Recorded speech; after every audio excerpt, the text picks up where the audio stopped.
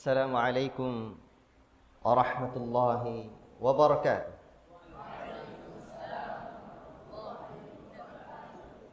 Innal hamdalillah nahmaduhu wa nasta'inuhu wa nastaghfiruh wa na'udzu billahi min shururi anfusina wa min sayyiati a'malina.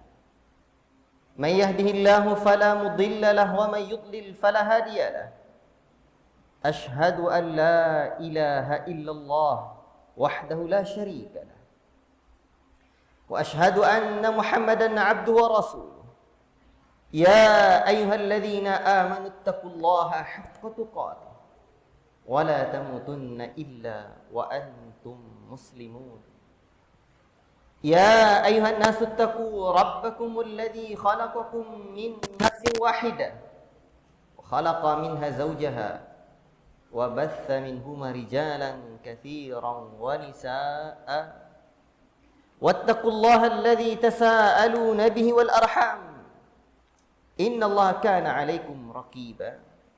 Ya ayyuhalladzina amanu taqullaha wa qulu qawlan sadida yuslih lakum a'malakum wa yaghfir lakum dhunubakum wa man yuti'illaha wa rasulahu faqad faza fawzan 'azima. Amma ba'd, fa inna asdaqal hadithi kitabullah wa khairal hadi hadi Muhammadin sallallahu alaihi wasallam wa syarral umuri muhdatsatuha wa kullu muhdatsatin bid'atun wa kullu bid'atin dhalalatun wa kullu dhalalatin finnar. Ayyuhal ikhwah, barakallahu fikum yang kita muliakan, Ustadz kita pengasuh Pondok Pesantren Al-Kautsar Al-Islami ini, betul namanya? Dan ternyata beliau, Buya kita di sini sama nama dengan Ustadz.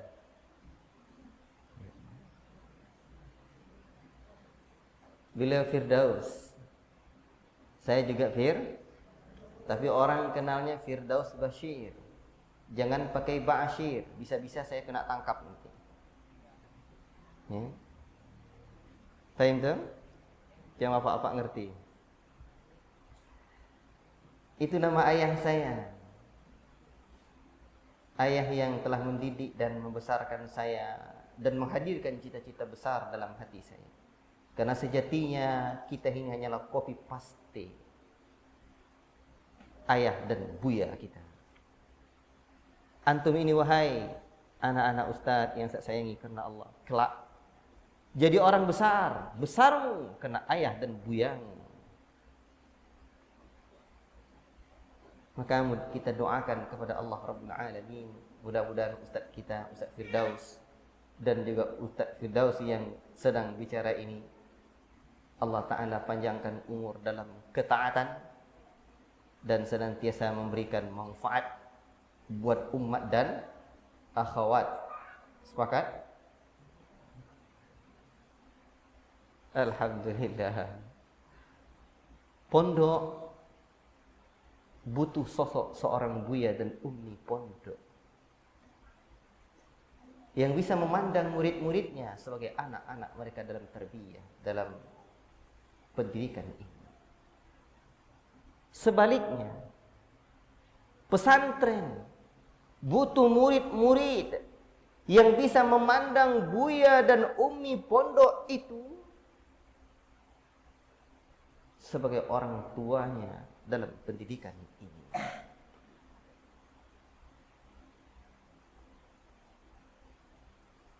Guru, ustadz kita yang mendidik kita siang dan malam adalah orang tua kita.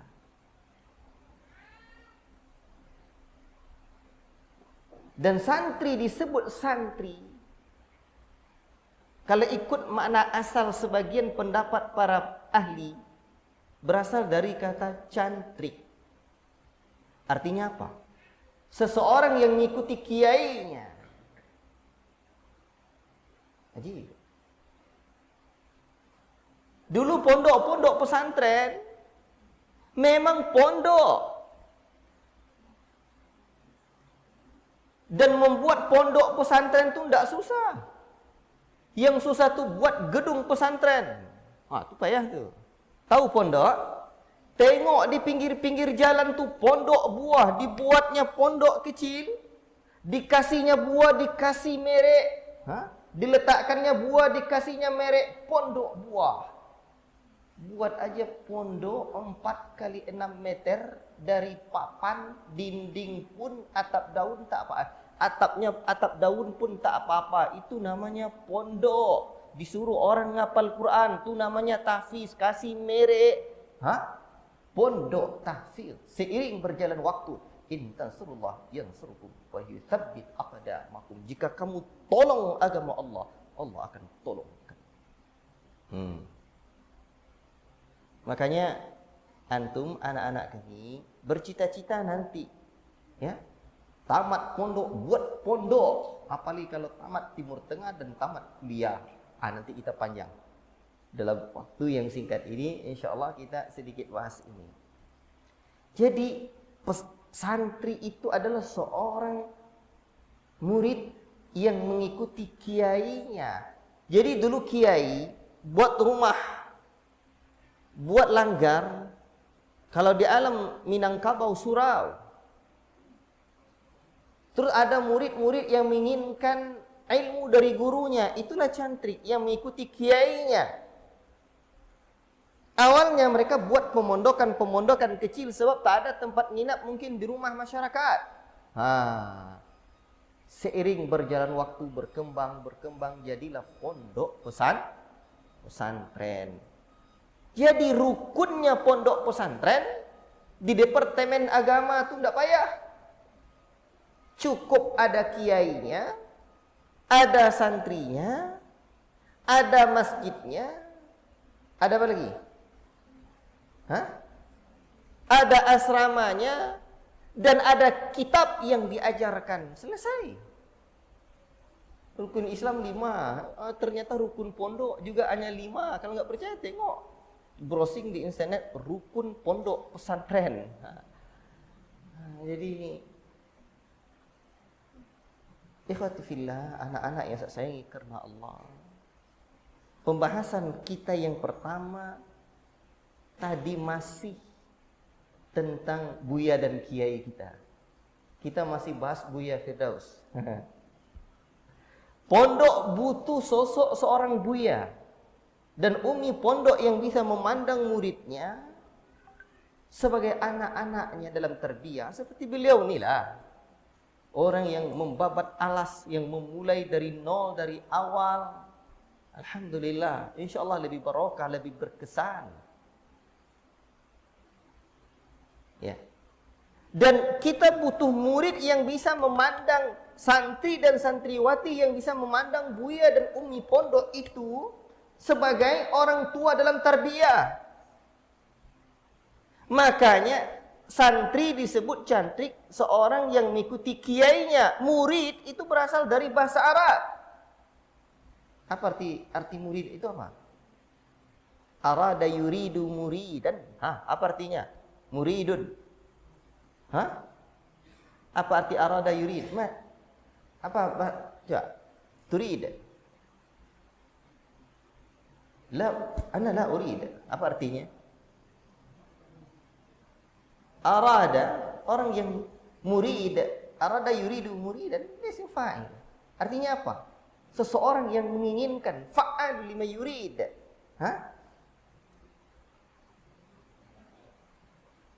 Seseorang yang menginginkan. Berarti murid adalah seorang yang menginginkan ilmu dan didikan dari gurunya. Ajib. Bahasa Indonesia ini banyak berasal dari bahasa Arab. Karena bahasa Indonesia ini asalnya adalah dari bahasa Melayu. Di dunia ini tulisan Arab itu ada bahasa Urdu dan setelahnya juga ada bahasa Melayu.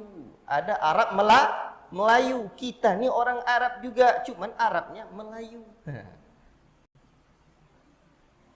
Lumayan juga kan? Dan bahasa Indonesia ini banyak berasal dari bahasa Arab. Apa sebab? Sebab sejarah peradaban alam Nusantara ini banyak diislamisasi oleh ulama-ulama dahulu yang berada di negeri ini, terlepas dari kekurangan dan kekhilafan mereka. Tapi mereka sudah sukses mengislamisasi sampai bahasa yang ada di alam Nusantara ini. Dan Nusantara bukan hanya Indonesia, tapi juga tanah Melayu, Semenanjung Malaka, Brunei, ya, Malaysia sekitarnya, negara jiran. Baik. Jadi murid orang yang menginginkan ilmu dan didikan dari gurunya. Dan dalam bahasa lain, ini sengaja saya mau nyampaikan materi ini. Tadi saya mikir-mikir apalah yang nak disampaikan. Judulnya Profil Santri Ideal. Waktunya cuma singkat. Jadi udahlah saya berikan kata-kata dasar, kata-kata kunci, biar paham mondok itu begini loh. Jadi santri itu begini loh. Nah, guru dalam filosofi bahasa Jawa itu diakronim dari kata digugu dan ditiru. Tapi jangan diplesetkan seperti golongan-golongan sebelah yang terlalu wudu pada gurunya. Guru tuh katanya fa'alu lima yurid, di mana guru di situ murid. Itu keliru sangat tuh. Jangan firman Allah tuh dibuat seperti itu. Tapi memang guru adalah yang akan digugu dan ditiru. Maka kelak kita adalah hasil apa? Copy paste seorang buya dan guru kita. Dan saya lebih senang membahasakan dengan buya. Kalau di alam Sumatera ini, kenapa? Buya itu abu ya. Umi pondok. Orang tua, ayahku. Sampai-sampai para ulama khilaf. Mana yang lebih mulia ayah kita ketimbang guru kita? Kalau ikut sebagian pendapat para ulama mengatakan lebih mulia orang tua, karena lebih mulia guru. Apa sebab? Orang tua kita yang melahirkan kita dan membesarkan kita, aba lil jasad, bapak jasadnya kita. Adapun guru, aba lir ruh, orang tua ruhnya kita. Manakah yang lebih diutamakan? Memperhatikan ruh atau jasad? Jiwa dulu atau raga dulu? Jiwa. Indonesia ini ya apalah, binalah jiwanya, binalah raganya untuk Indonesia Raya. Jiwa dulu. Ajib. Makanya ketika Allah menyebutkan tentang kisahnya Nabi Musa alaihi salam di dalam suratul Kahfi yang akan menjumpai Khadir alaihi salam, jika beliau seorang nabi, ya, maka alaihi salam. Tapi khilaf para ulama. Musa alaihi salam ketika telah dikabarkan oleh Allah ada seorang alim di sana. Beliau berkata, wa id qala Musa li fatah. Ketika Musa berkata kepada fatahu, apa makna fatah di sini? Di dalam Khulasah Ta'zimul Ilmi, di dalam kitab seperti Adabul Muta'allim, Tujahal Mu'allim, dan kitab-kitab yang lain, itu dijelaskan fatah maknanya adalah seorang pembantunya atau juga seorang budaknya. Padahal itu muridnya, bukan budaknya. Tapi kenapa disebut dengan fatah?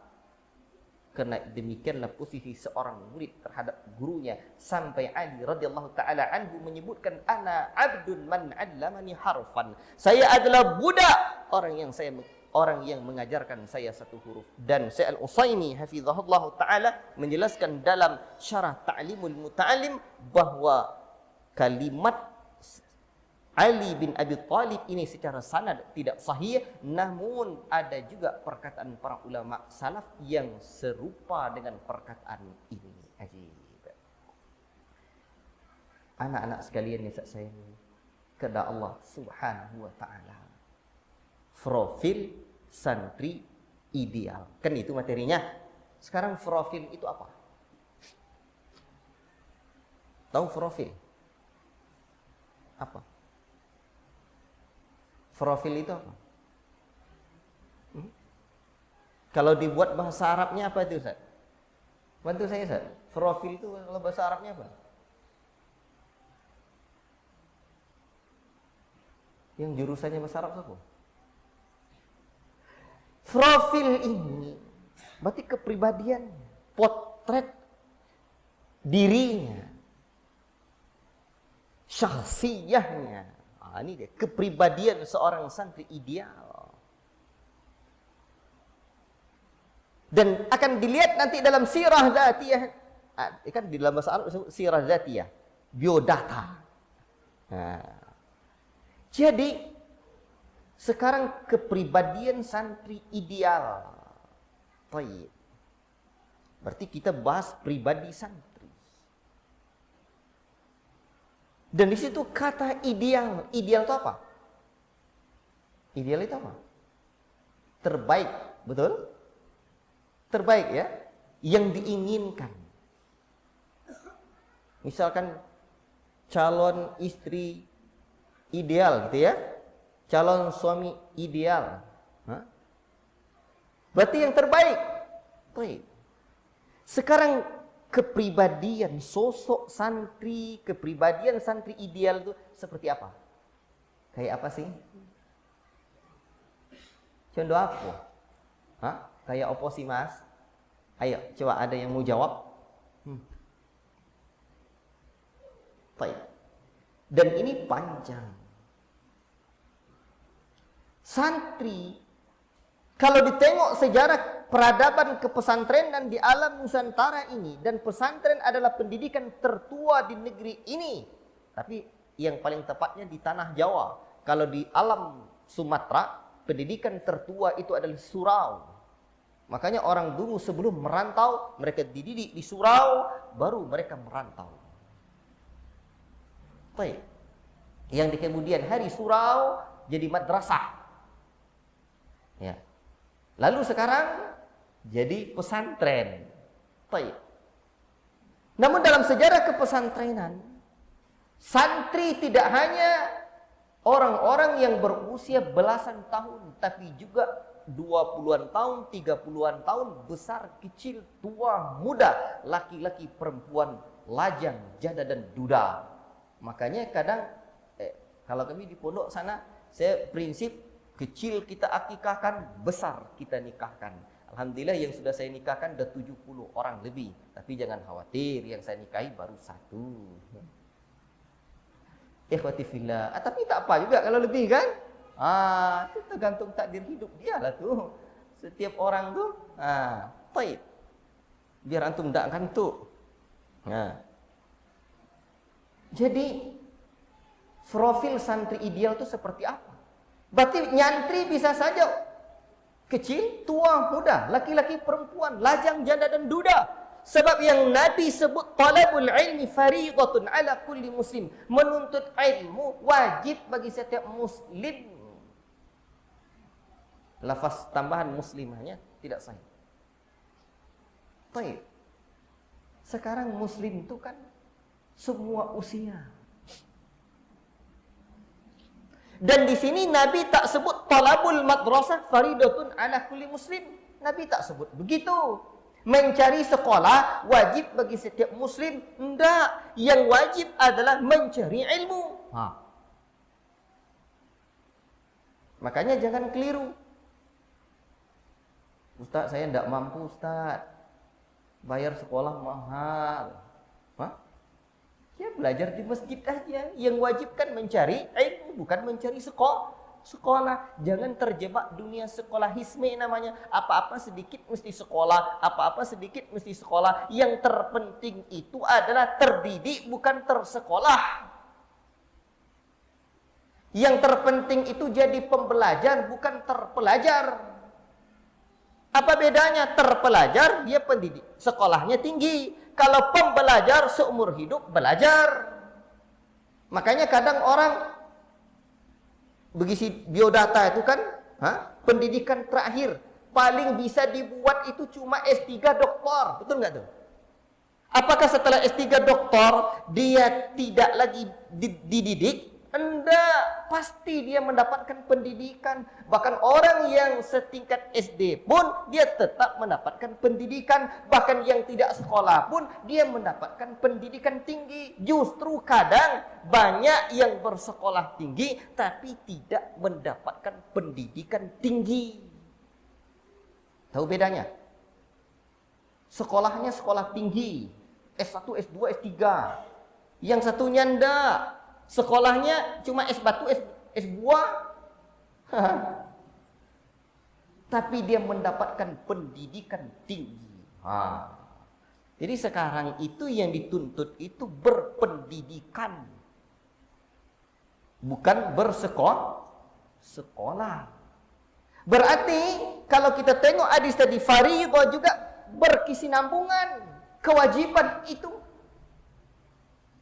Sebab yang Allah sebut, wa'bud rabbaka hatta ya'tiyakal yaqin. Beribadah kepada Rabbmu sampai datang al-yaqin. Ma makna al-yaqin? Apa makna yakin di sini? As-Sa'di menyebutkan al-yaqin huwal maut. Yakin adalah kematian. Berarti beribadah kepada Allah sampai mati. Dan menuntut ilmu adalah ibadah yang paling tinggi. Al-ilmu la ya'dilu syai' idza sahhatin niyyah. Ilmu tidak ada yang menandinginya apabila lurus niatnya. Maka kalau ada orang yang menjelek-jelekkan dakwah as-salafiyah, orang di kalangan Ahlussunnah, kalian sibuk-sibuk ilmu aja, coba amal perjuangan pengorbanan katanya. Itu orang tak paham itu bahwa ilmu juga adalah ibadah. Dan juga Nabi pernah sebutkan dalam riwayat At-Tabrani, ketika fitnah zaman banyak para khutbah, sedikit para fuqaha. Yang terutama kata Rasul dalam riwayat Tabrani itu, al-ilmu fihi khairun minal amal. Menyibukkan ilmu di zaman itu lebih baik daripada hanya sekedar menyibukkan dengan amal. Ajib. Baik. Sekarang kita kembali ke profil santri tadi. Berarti santri itu bisa saja santri dewasa. Yang sudah jenggotannya, yang sudah putih jenggotnya masih bisa jadi santri. Masih bisa Mas, masih bisa Pak, masih bisa dah jadi santri. Mana tahu nanti begitu nyantri di pondok dapat pula lagi santriwati. Ini dah sore, jangan serius sekali. Baik.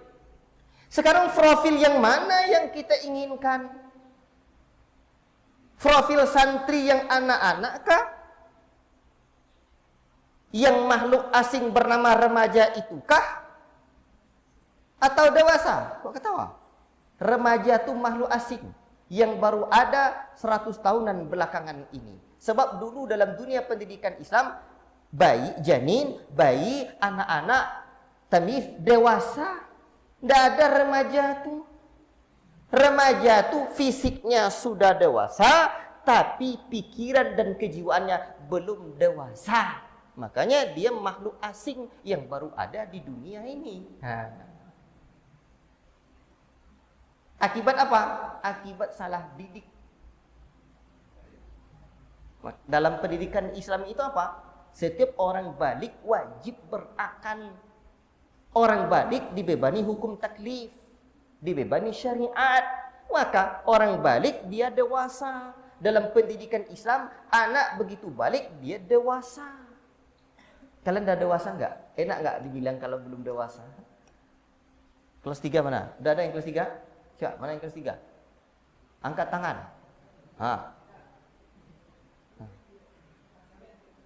Jangan, kamu sudah balik enggak? Udah kan? Orang balik wajib dewasa. Jangan mau dibilang anak-anak lagi. Saya dah dewasa. Itu dia. Makanya pendidikan buya-buya dulu tuh mantap. Saya dulu mondok, tidak bisa saya lupakan.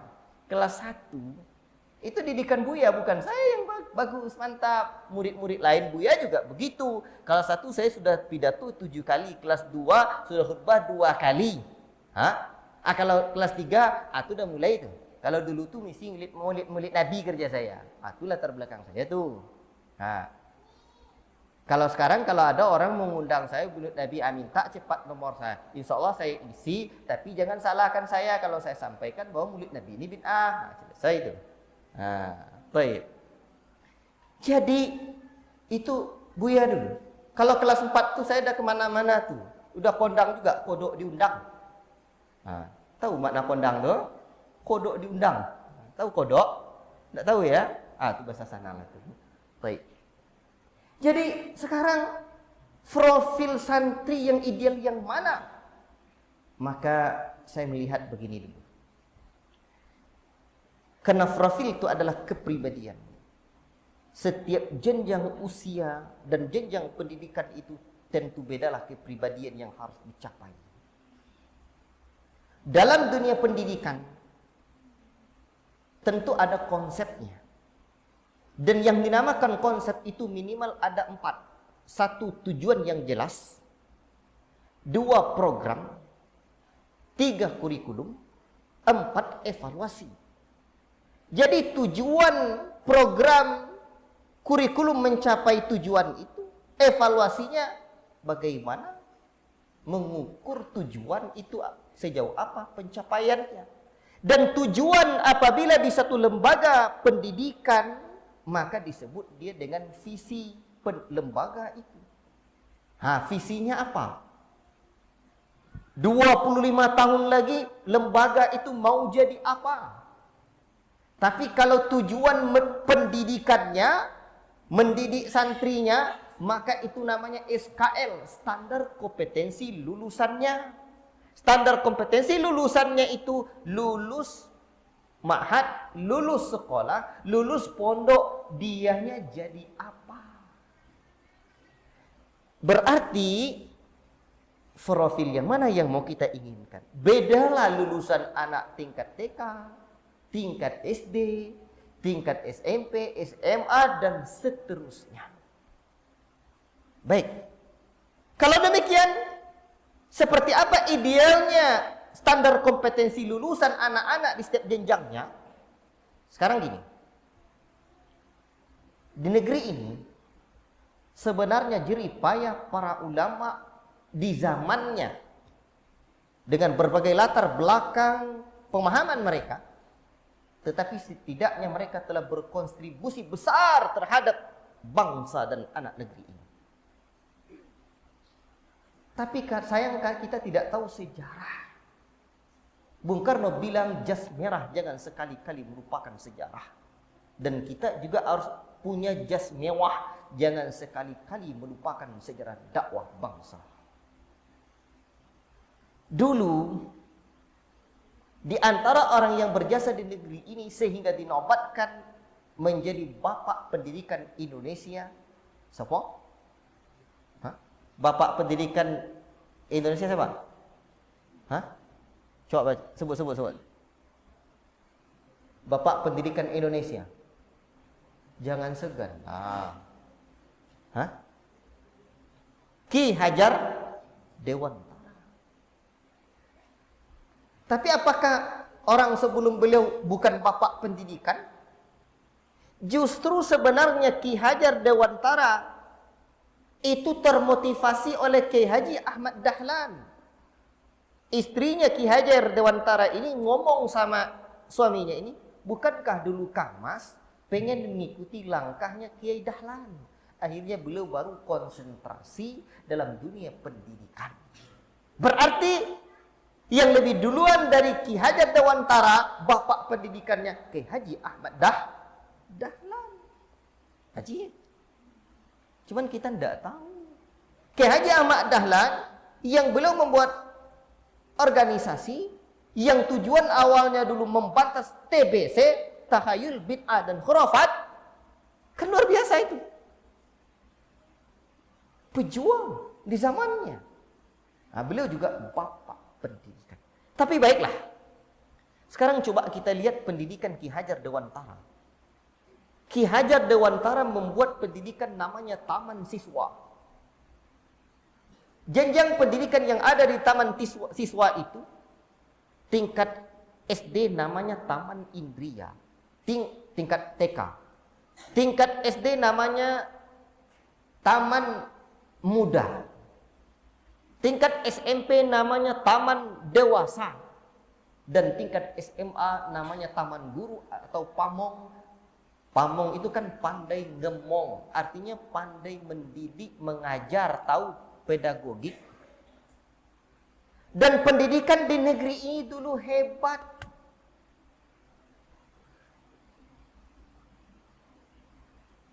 Namun tentu ya dari perspektif apa kita melihat? Setidaknya pendiri bangsa ini, pejuang-pejuang dan pahlawan bangsa ini telah sukses.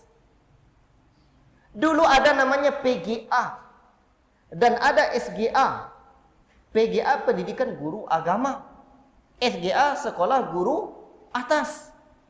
Orang kalau tamat PGA dan SGA bisa mendidik dan mengajar itu cuma setingkat SMA. Ajib. Masih jumpa Pak? PGA dan SGA? Jumpa Pak? Jumpa, alhamdulillah. Jadi orang PGA dan SGA dulu pandai mengajar, pandai mendidik. Artinya tamat SMA pandai mengajar, pandai mendidik. Sekarang tamat kuliah belum pandai mendidik. Kalau kita tengok lagi taman dewasa setingkat SMP-nya Ki Hajar Dewantara, itu artinya menurut Ki Hajar Dewantara anak seusia SMP mesti dewasa. Makanya tolak ukur kedewasaan atau standar paling lambat menjadi dewasa umur 15 tahun.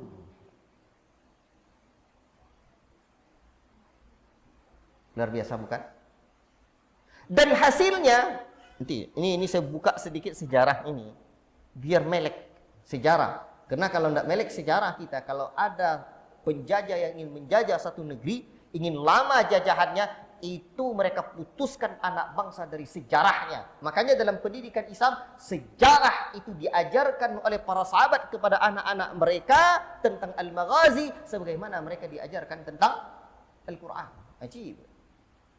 Dan di antara cara belajar iman adalah belajar sejarah. Maka dalam Al-Quran banyak belajar sejarah. Jadi sejarah bangsa kita ini, kita harus sedikit paham. Orang-orang dulu tuh sukses didik. Coba hasilnya kita tengok. Sebelum saya arahkan lagi kepada pendidikan Islam, sekarang coba kita lihat dulu. Kesuksesan anak bangsa melahirkan orang-orang hebat dalam dunia pendidikannya. Baik, sekarang coba kita lihat.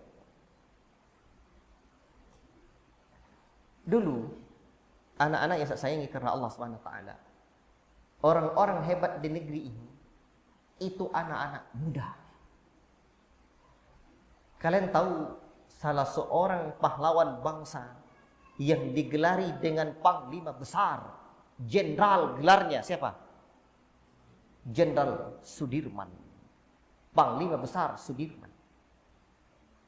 Apa gelarnya yang lain? Coba, ada yang tahu? Tidak tahu ya? Beliau ini Jenderal Ustadz Sudirman. Sebab sejak usia 20 tahun belum memimpin sekolah Muhammadiyah. Haji. Mantap bukan? Salah satu pesantren terkenal di Jawa sana namanya Gontor. Dan di antara Trimurti itu, 3 pendirinya itu adalah Kiai Haji Ahmad Zarkashi. Sejak usia 15 tahun beliau mendirikan pondok pesantren Gontor bersama saudaranya. Usia 15 tahun. Di mana belajarnya dulu? Di Minangkabau. Orang Minang ini memang banyak yang hebat-hebat. Ya. Ikhwati fillah barakallahu fikum. Dan banyak lagi sejarah lain. Tengok bagaimana Bung Tomo dengan pidatonya yang sungguh sangat luar biasa. Bagaimana Bung Karno, Bung Hatta, Buya Muhammad Nasir, Buya Hamka. Artinya sekarang saya ingin menyampaikan bahwa anak-anak muda negeri ini adalah orang-orang hebat dulunya. Maka kalau kita bercita-cita jadi anak hebat, orang hebat, wajar. Karena bangsa kita adalah bangsa orang-orang hebat. Baik, sekarang kembali ke profil santri. Kalau kita tengok pendidikan Islam itu paling lambat belajar iman dan adab itu usia anak-anak. Usia 0 sampai 6 tahun itu mendapatkan pendidikan iman. Makanya di dalam pelajaran atau pendidikan Islam diajarkan oleh Nabi kepada para sahabatnya seperti perkataan Jundub bin Abdillah radhiyallahu taala anhu. Kata Jundub, "Kunna ma'an Nabi sallallahu alaihi wasallam wa nahnu fityanun hazawira, ta'allamna al-iman qabla an nata'allama al-Qur'an fazdada bihi imana." Dulu kami remaja yang tengah tumbuh kembang bersama Nabi, belajar iman kami dulu kepada Nabi sebelum belajar Al-Qur'an. Makanya Jundub mengatakan kepada salah seorang tabi'in, diriwayatkan oleh Imam Al-Bukhari dalam Syu'abul Iman, At-Tabrani meriwayatkan dalam Mu'jamnya, wa antumul yawm ta'lamuna al-Qur'an qabla al-iman. Adapun kalian sekarang banyak belajar Quran sebelum belajar iman. Hah? Apa makna belajar iman? Belajar iman dari Quran juga. Sehingga jangan sampai Al-Quran yang kita pelajari itu tidak melahirkan iman. Makanya dalam pendidikan anak-anak seharusnya usia TK itu iman, melahirkan orang anak-anak yang memiliki kepribadian cikal bakal menjadi mukmin dan mukminah. Setingkat SD anak belajar adab mesti diberikan. Ya. Sehingga melahirkan anak-anak yang beradab. Apa sebab? Karena pendidikan adab adalah pendidikan Nabi. Pendidikan Nabi. Sebab yang disebut dengan akhlak seperti penjelasan Al-Hafidh Ibnu Hajar Al-Asqalani dalam Fathul Bari, adab itu diantaranya adalah al-akhdhu bimakarimil akhlaq. Menerapkan akhlak mulia, itu makna adab. Kata Nabi, innama bu'ithu liutammima makarimal akhlaq. Sesungguhnya aku diutus untuk menyempurnakan akhlak. Ajib. Dan pendidikan akhlak adalah pendidikan yang luar biasa.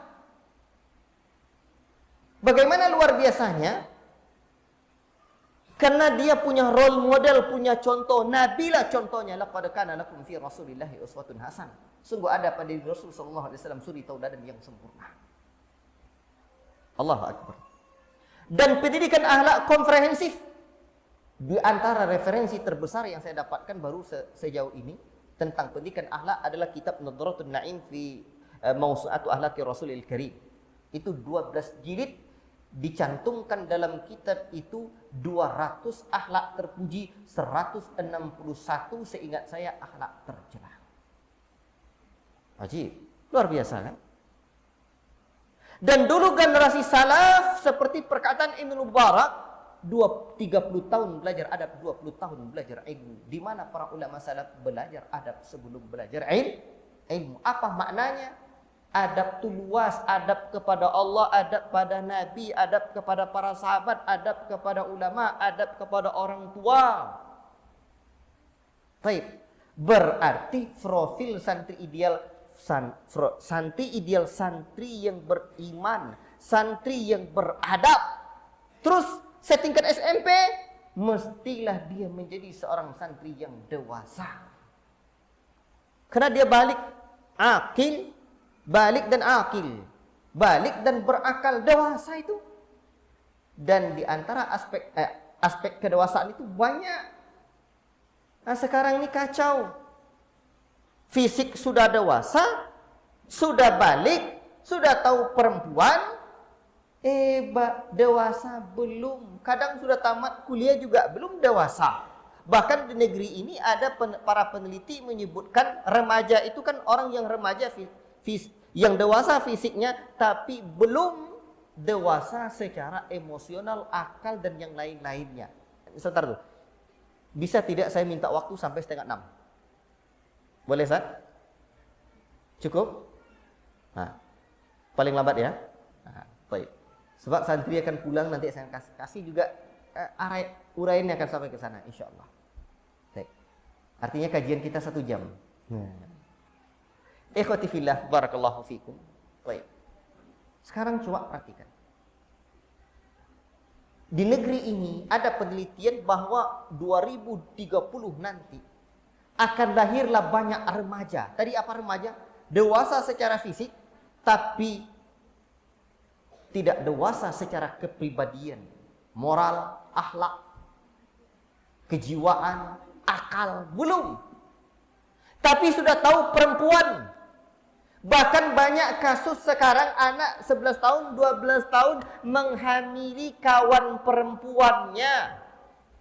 Tapi tidak bisa diproses kasusnya. Apa sebab? Masih anak-anak. Apakah memang masih anak-anak orang yang sudah gembung anak orang itu dibuatnya? Hah? Apakah masih anak-anak yang sudah bisa menghamili anak orang itu? La ilaha illallah. Dan besok penelitiannya 2030 itu akan banyak anak yang jadi remaja, dia dewasa secara fisik, artinya organ reproduksinya sudah aktif di usia 7 tahun, tapi baru dewasa secara pemikiran dan kejiwaan di usia 30 tahun. Berarti usia remajanya 30 kurang 7, 23 tahun. Itulah bahayanya remaja, makhluk asing yang baru ada di dunia dan jagat raya ini. Bisa paham? Maka langsung jadi dewasa aja. Mau jadi dewasa? Mau? Baik. Setelah itu apa lagi? Kalau ikut pola pendidikan di negeri dulu, tamat SMA jadi pendidik, jadi dai, berdakwah. Makanya Kiai Zarkashi itu dulu, itu kalau murid tamat, muridnya, dia salah satu muridnya sudah tamat, datang ke pondok, dia tanya, kamu udah ngajar? Belum Kiai, katanya. Mati kamu. Artinya menurut beliau, orang tamat pondok, tidak ngajar, tidak berdakwah, tidak mendidik, mati. Faham tuh? Baik. Berarti sekarang di sini, santri beradab, itulah santri ideal. Santri beriman, santri beradab, santri dewasa, santri pejuang, santri yang mau menjadi seorang pendidik, seorang dai. Berarti santri yang memiliki cita-cita, santri yang berkepribadian, berakhlak mulia, memiliki cita-cita yang tinggi. Baik. Sekarang coba tunjuk tangan siapa yang mau jadi ustadz, tunjuk tangan. Yang mau jadi ustadz, tunjuk tangan. Ustadz, saya nggak mau jadi ustadz, saya cuma mau jadi pengusaha, biar besok saya bisa membuatkan pondok untuk ustadz. Mantap juga tuh. Kan tidak semua mesti jadi ustadz ya. Tapi kalau mau jadi pengusaha, sekarang saya tunjuk tangan dulu. Minta saya tunjuk tangan dulu. Siapa yang mau jadi ustadz? Tunjuk tangan. Tunjuk tangan. Jangan malu-malu. Saya kalau ditanya dulu mau jadi apa? Udah bilang saya jadi ustadz. Bahkan sejak kelas 2 saya sudah bercita-cita membuat pondok pesantren. Alhamdulillah belasan tahun setelahnya baru diwujudkan Allah Ta'ala. Siapa yang mau jadi ustadz? Tunjuk tangan. Kalau nggak ada yang mau tunjuk tangan, saya suruh berdiri di depan nih. Saya mau buat kenangan dengan antum. Biar satu saat saya nanti telah tiada, antum mengingat saya. Karena hidup ini kan hanya sekedar mengukir kenangan. Biar nanti kita akan mengenang-kenang dan akan dikenang-kenang orang pula. Baik. Coba, siapa yang mau jadi ustadz? Silakan. Tunjuk tangan. Kalau nggak mau tunjuk tangan, tunjuk jari aja. Tunjuk. Angkat tangannya. Jangan malu. Semangat. Siapa yang mau jadi ustaz? Hei, kun rajulan rijlu 'ala sarasabita. Wa hamatu himmati fawqa thuraya samiqah. Hei, jadi kamu lelaki yang cita-citamu meninggi sampai ke bintang Suraya. Jangan cuma sampai ke rumah Suraya. Walaupun kedua kakimu tegap kokoh di muka bumi. Siapa yang mau jadi ustadz? Tunjuk tangan. Saya ganti pertanyaannya. Siapa yang mau sekolah sampai ke Saudi? Tunjuk tangan. Wah, banyak. Mantap lah tuh. Baru mau. Setelah itu baru jadi ustadz begitu ya. Baik. Berarti kalau sekolah Saudi itu belajar agama tidak tuh? Belajar agama kan? Tapi saya mau ambil jurusan sains ustadz, boleh juga. Tapi yang banyak ngambil ke sana kan jurusan agama, berarti pulangnya jadi ustadz, betul? Cuma karena malu-malu saja. Betul mau jadi ustaz? Kamu mau jadi ustaz? Betul, alhamdulillah. Maju kamu dulu.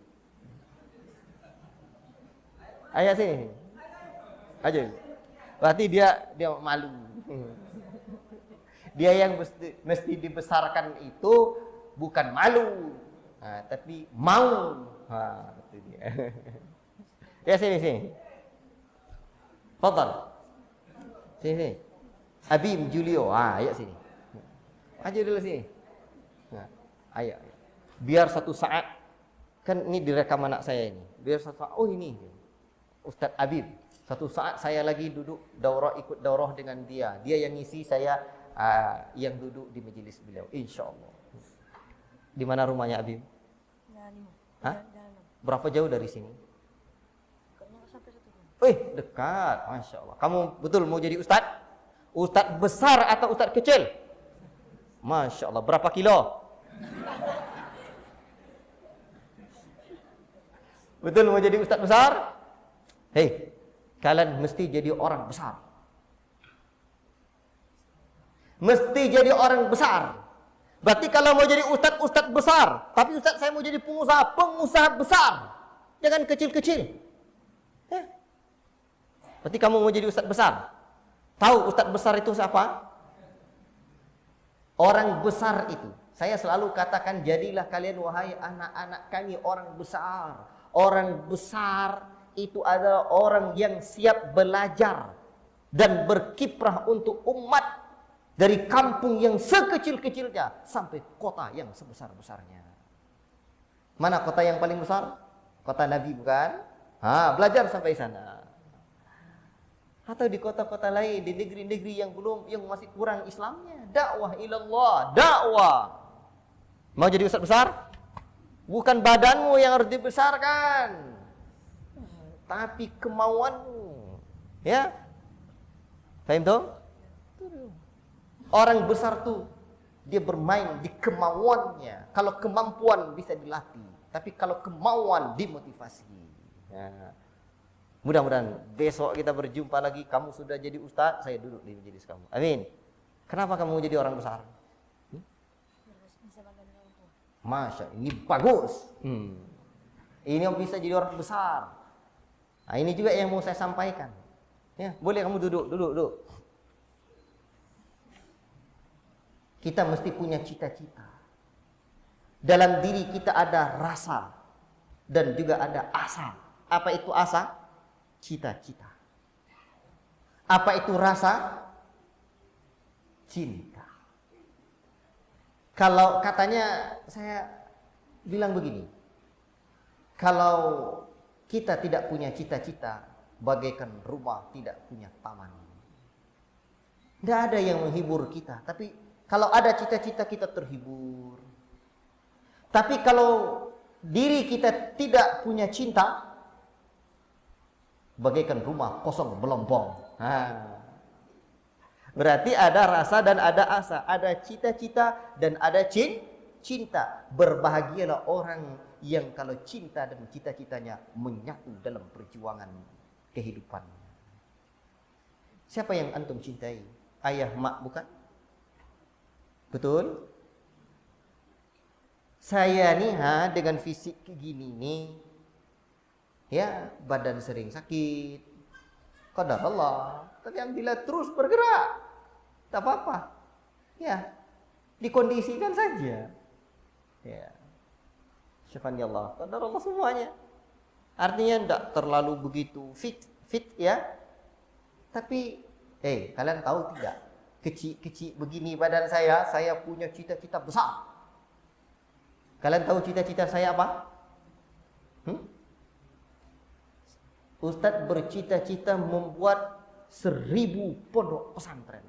Sekarang alhamdulillah sudah dilipat kain 3, di pedalaman 2, Pekanbaru 1. Udah berapa itu? Udah 7. Tapi pondok pesantren. Sekali lagi yang susah itu membuatnya gedung pesantren. Itu payah buatnya tuh. Mahal. Wah, biayanya. Kalau pondok mudah. Seiring berjalan waktu, alhamdulillah sekarang asetnya sudah miliaran juga. dan semuanya milik umat. Saya pembina, justru saya tidak digaji malah. Ya, di Yayasan Markis Darul Quran was Sunnah itu. Alhamdulillah sekarang pondok kedua 8,4 hektar itu udah programnya SMP. Udah belasan lokal, belasan gedungnya, ruangannya, bukan gedungnya. Pondok yang pertama alhamdulillah programnya Salafiyah. Berarti Ustaz mau buat 1000 pondok pesantren. Betul. Dan saya tidak malu menyampaikan ini. Kalau saya wafat sebelum cita-cita ini terwujud, saya wasiatkan kepada anak-anak saya. Makanya anak-anak saya terus saya bawa untuk melanjutkan perjuangan ini. Dan juga kepada murid-murid. Makanya saya berprinsip anak pondok mesti tamat pondok, buat pondok, apalagi tamat kuliah. Tapi Ustaz, saya kan bukan mau jadi Ustaz, saya mau jadi pengusaha. Hei, makin mantap kamu nanti. Kalau jadi pengusaha, buat pondok, tinggal. Tapi kan saya tidak mau jadi Ustaz. Cari bini lu yang ustazah, Jang. Tinggal kamu ngasih dana sama dia. Selesai. Atau kalau nggak dapat, saya nggak mau istri ustazah juga, Ustaz. Tidak apa-apa, terserah kamu lah. Kamu cari kawan-kawan semasa mondokmu. Hei, Habib, nih, ini uang saya, alhamdulillah Bim. Saya baru dapat untung proyek 1 miliar Bim. Ente nih Bim, buat pondok Bim, biar saya dapat pahala. Kamu yang jalankan, saya jalan-jalan. Pahalanya juga jalan. Mantap kan? Dia mendidik 30 orang para penghafal Quran. Ente nanti bisa buat panggil lagi. Siapa yang mau jadi ustadz lagi? Panggil. Nih, kamu 30 orang pula didik. Mantap. Buat pondok. Kalian tahu tidak? Kenapa Ustadz bercita-cita seperti itu? Saya punya alasan. Alasan spiritual, emosional, rasional. Orang bilang alasan spiritual, kita lebih mantap dari itu alasan iman. Saya ini orang yang malang melintang, terjatuh dalam dunia kesyirikan, kebid'ahan, kefasikan dan yang lain-lain. Semoga Allah mengampuni dosa-dosa saya. Dulu latar belakang hidup saya malang melintang. Guru dukun saya saja 14 orang. Maka kalau mau belajar Bapak ilmu bunuh orang, ilmu pelet, bagaimana mau bini banyak, datang nanti ke kamar tempat kami nginap tuh. Nanti saya ajarkan kebatilannya. Malang melintang. Maka tidak ada bagi saya cara tobat selain menempuh jalan perjuangan. Dan saya punya alasan emosional. Nih, dengarkan. Ini kan kalian kan pulang kampung. Kan pulang ke rumah, tidak di pondok lagi. Ustadz kenapa mau bercita-cita jadi da'i, jadi ustadz dan buat pondok pesantren sebanyak-banyaknya? Kemarin saya tinggalkan mak saya sudah tua.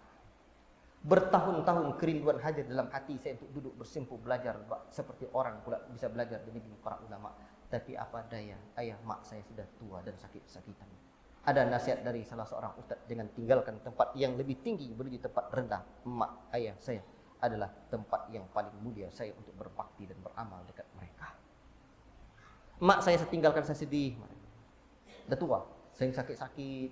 Tapi saya bilang sama mak saya, insya Allah ayah, mak dapat pahala. Karena mereka dulu yang dididik saya. Saya sayang sama ayah saya. Alhamdulillah 3 tahun menjelang meninggal dunianya ayah saya taubat dan dapat hidayah tauhid. Alhamdulillah, saya bersyukur jadinya saya tidak kemana-mana pergi belajar meninggalkan ayah saya. Sampai saya menetap dan dekat dengan beliau di rumah sakit, sering ke rumah sakit. Dulu saya sering cerita tauhid, akidah dengan ayah saya. Alhamdulillah akidahnya berubah sebelum beliau meninggal dunia. Kebahagiaan yang tak terbayar oleh apapun. Tak sebanding dengan perak-perik dunia ini.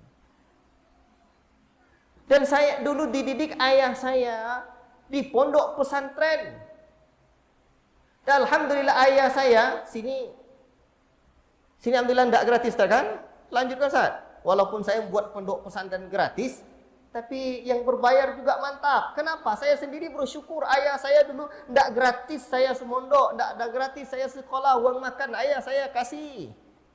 Sekarang pahalanya dengan izin Allah tertransfer ke ayah saya, bukan ke donatur. Makanya kalau nanti ada wali murid Ustaz yang tidak mau dia bayar uang sekolah, bilang aja Bapak rugi. Bahkan mondok banyak bayarnya, banyak pahalanya. Kalau gratis rugi. Kenapa rugi pahalanya untuk donatur? Bilang aja kayak gitu nanti. Baik. Ikhwati fillah, barakallahu fikum. Jadi saya mau ayah saya dapat pahala. Sebab saya tengok ayah saya sayang kat saya.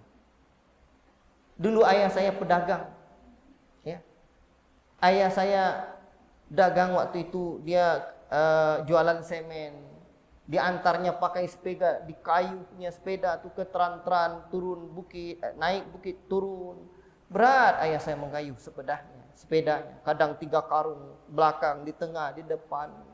La ilaha illallah. Satu waktu ayah saya membongkar semen di rumahnya, di kedai. Dan bongkar yang terakhir semen itu, bunyi pinggang ayah saya. Gelap pemandangannya, ayah saya langsung masuk ke kamar. Entah ke WC dulu, kamar mandi dulu, entah kamar, saya lupa. Yang pasti ayah saya istirahat, gelap pandangannya, kemudian ayah saya ke WC, qadarullah, ayah saya mengeluarkan darah.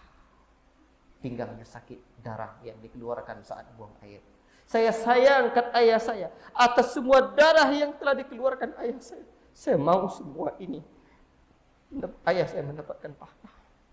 Dulu ayah saya ngantar saya ke pondok pesantren. Ayah saya pakai motor RC. Ya. Dia bilang sampai di pelabuhan karena pondok saya di seberang.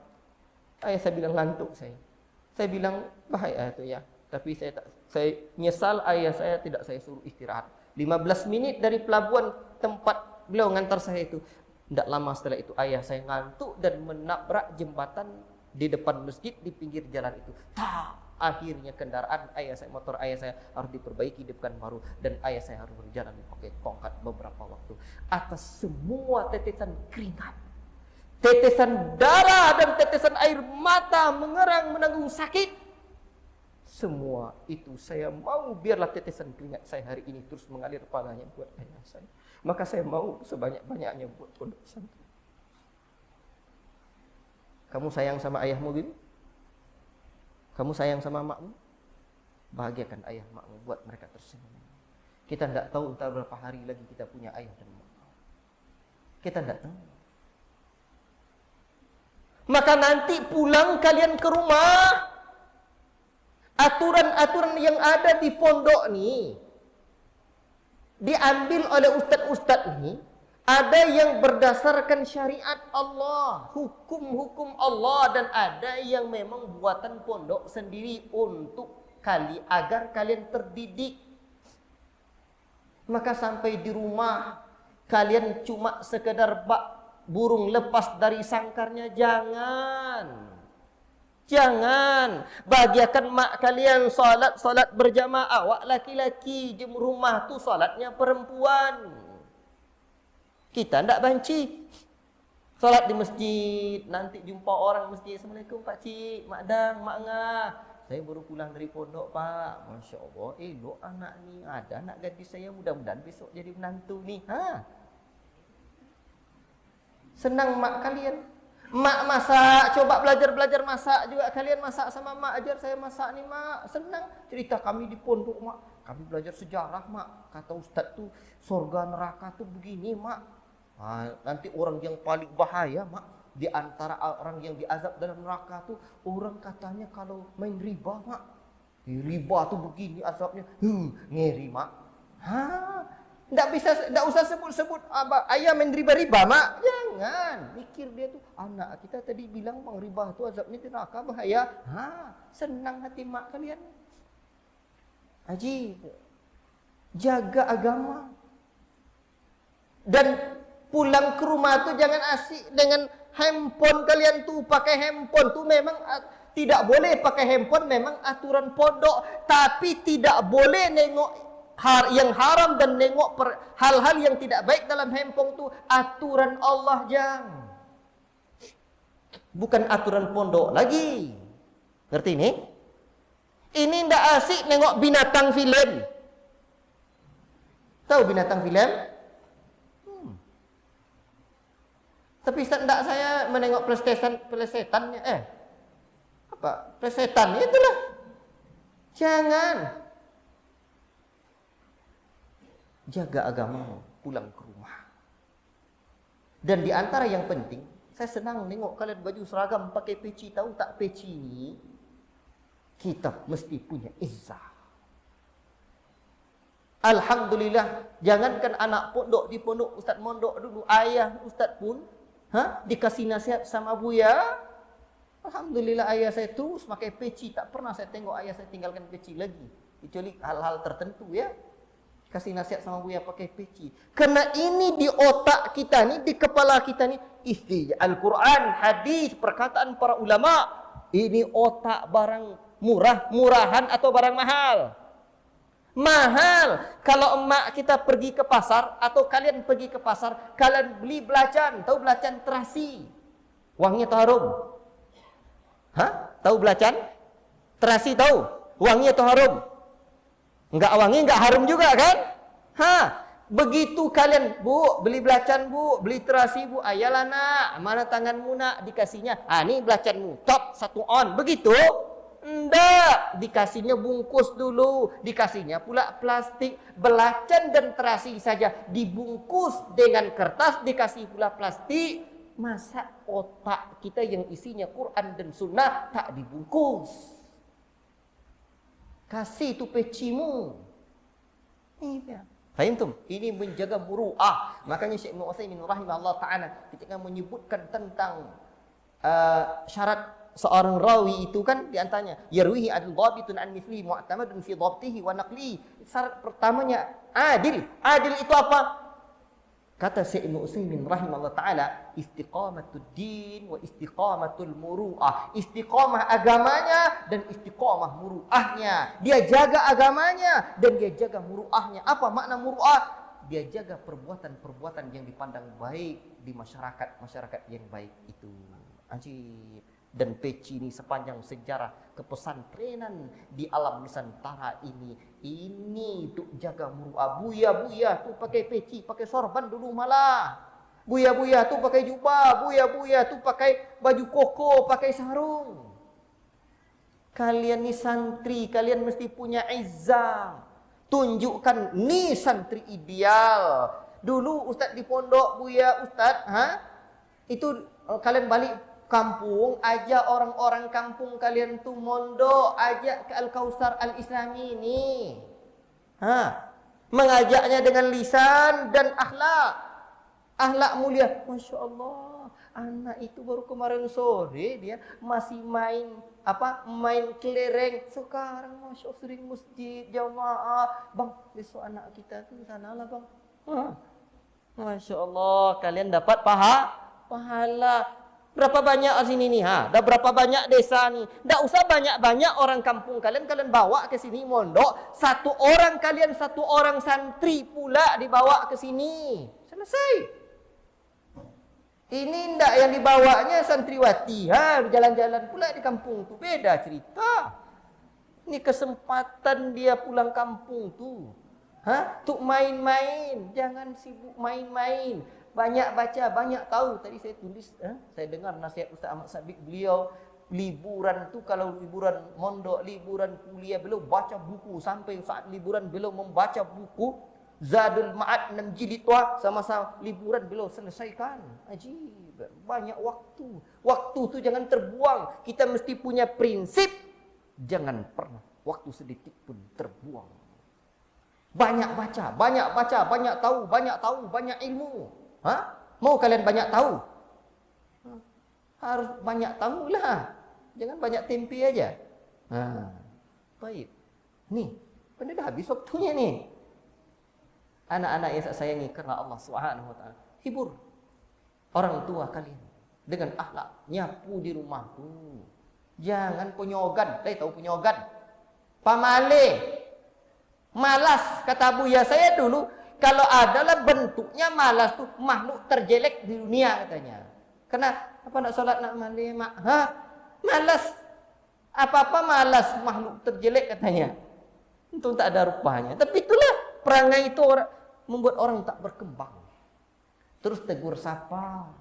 Ingat nasihat Buya, nasihat Ustaz, harian jadwal hari-hari kalian di pondok ni terapkan di rumah tu. Masya Allah, waktu bangun-bangunlah, jangan sampai kalah sama ayam. Ayam tuh dia sudah bangun sebelum sahur, di saat sahur. Sementara kalian masih tidur mendengkur di atas kasur. Bahaya tuh. Ayam tuh kan bunyi kukuruyuk, katanya duduklah duduk. Itu tuh. Kalian tak ngerti. Ayam jantan tuh kan membangunkan orang itu. Berzikir dia. Allahu Akbar. Disuruhnya duduk, tak duduk. Duduklah duduk. Kan kukuruyuk dia. La ilaha illallah. Bangun. Orang sapa nanti senyum, salam, sapa, sopan santun. Jangan eksklusif. Ini tengok pergi ke masjid tak sapa-sapa orang nengoknya, tapi nengok ke bawah sunahnya Ustaz. Bukan begitu. Santri ideal tuh sapa tetangganya, Assalamualaikum Bu De, Assalamualaikum Pak Cik, Assalamualaikum Pak Nga, Pak Dang, apa-apalah macam panggil-panggil dengan orang kampung tuh. Cerita, senyum. Itu akhlak kalian tunjuk. Besok orang berduyun-duyun ke Ma'had Al-Kautsar Al-Islam ini insyaallah. Bangga kalian dengan pondok kalian nih. Alma mater kalian ini, rumah kedua kalian rumah kalian di rumah itu. Bahkan nanti ini masa-masa paling indah yang akan kalian kenang sepanjang masa. Kalau orang bilang masa-masa paling indah, masa-masa di sekolah belum terlalu indah itu. Yang paling indah masa-masa pondok. Makanya saya selalu mau buat pondok. Kenapa? Buat terus masa-masa paling indah. Tengok. Jadi ajak. Faham tuh? Ngerti ini? Jangan buka peci.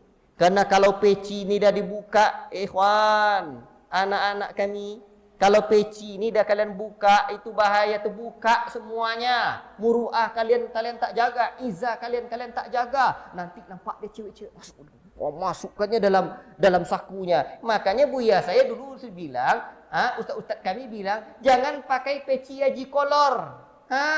Peci haji kolor tuh, peci yang udah disimpan di saku. Nanti kebuka, salah pakai kalian. Dipakai kolor, dikiranya peci. Makanya Buya saya tidak membolehkan pakai peci yang udah disimpan tuh, yang kayak gini. Atau peci kalian baguslah. Boleh juga sebenarnya seperti itu. Tapi maknanya itu jangan dibuka peci itu. La ilaha illallah. Ngerti? Profil kita sebagai seorang santri, karakter kita sebagai seorang santri, jaga nama pondok kita ini. Inilah rumah kita, inilah ma'had kita, milik kita. Senang, bahagia kalian, bangga kalian jadi santri. Santri itu bangga. Santri itu orang yang sepanjang sejarahnya adalah pejuang-pejuang bangsa ini. Faham tuh? Negeri ini merdeka dengan perjuangan Buya dan para kiai bersama santri-santrinya. Ini barakallahu fikum. Sudah terlewat beberapa menit. Cukup sekian apa yang dapat Ustaz sampaikan. Kalau ada sumur di ladang, bolehlah kita menumpang mandi. Walau sekarang orang tak beladang-beladang lagi. Sini banyak juga ya. Tapi kalau ada umur sama panjang, bolehlah kita insya Allah berjumpa lagi. Doakan Ustaz, ini perjalanan kami, perjalanan rihlah ilmu, karena nanti saya hadir daurah masyayikh kita di Jakarta, kemudian juga safari dakwah, daurah keluarga dan daurah alam. Orang tua-tua kita bilang alam tak kambang jadi guru. Jadi sini saya juga belajar gimana cara buat bangunan nih. Belajar sama Ustaz Firdaus. Belajar sama Ustaz lain sini tengok. Itu cara belajar saya. Barakallahu fikum. Ya, cukup sekian.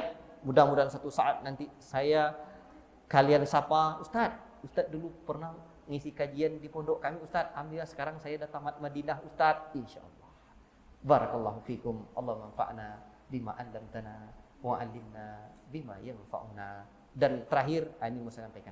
Kalau ada yang mau belajar, tapi saya sekarang mencari kader dai kampung dan pedalaman. Nanti akan saya kasih peluang untuk belajar ke Yaman. Karena ada 2 program saya, lulus di pedalaman, kami kirim ke Yaman. Atau lulus di pedalaman, kami hantar ke pelaminan. Jadi siapa yang dah dewasa atau abangnya atau siapa-siapa, silakan. Tapi agak berat sedikit. Karena programnya kader dai kampung dan pedalaman. Tapi belajar ke Yamannya siap insyaallah. Kalau lulus siap kami hantar. Alhamdulillah udah 11 orang murid-murid yang kita udah kirim ke Yaman. Nah, itu dia. Jadi ini terus saya cari. Tapi berat medannya. Kalau mau tahu bagaimana program pondok saya kan dari kampung dan pedalaman, saya pelosok-pelosok, tengok saja. Ada nama pondok itu Markis Darul Quran was Sunnah, ya. Atau ikuti media-medianya. Ya. Wassallallahu wasallam ala nabiyina Muhammad wa ala alihi wa sahbihi ajma'in. Wassalamu alaikum warahmatullahi wabarakatuh.